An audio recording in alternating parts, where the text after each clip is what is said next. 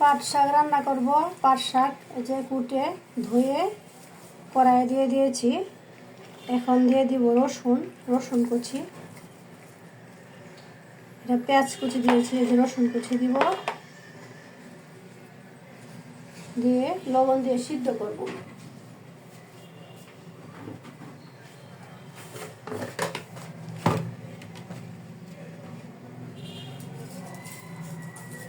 লবণটা দিয়ে দিলাম, লাগলে পরে আবার দিব, কারণ পাট শাক সিদ্ধ হওয়ার পরে একদম কমে।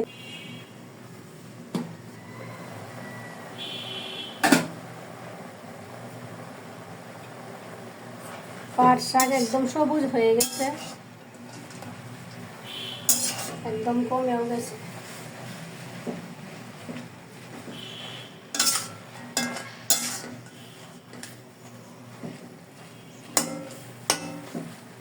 পেঁয়াজ আর রসুন দিয়ে সিদ্ধ করলে একটা সুন্দর স্মেল আসে পেঁয়াজ রসুনের।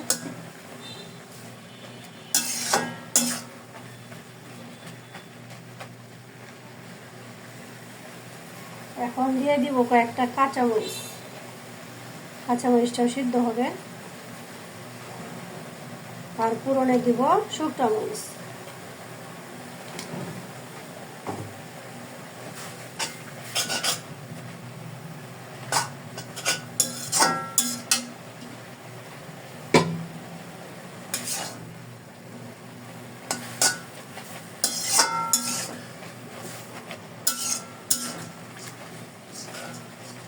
শাকটা একদম সবুজ সবুজ হয়েছে।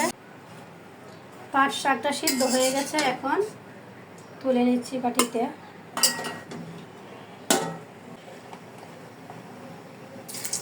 অল্প দিয়ে দিচ্ছি রসুন কুচি, পেঁয়াজ কুচি।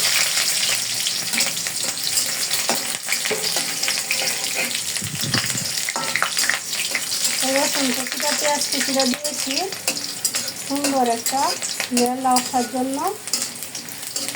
রসুন আর পেঁয়াজের। এখন দিয়ে দিব শাক।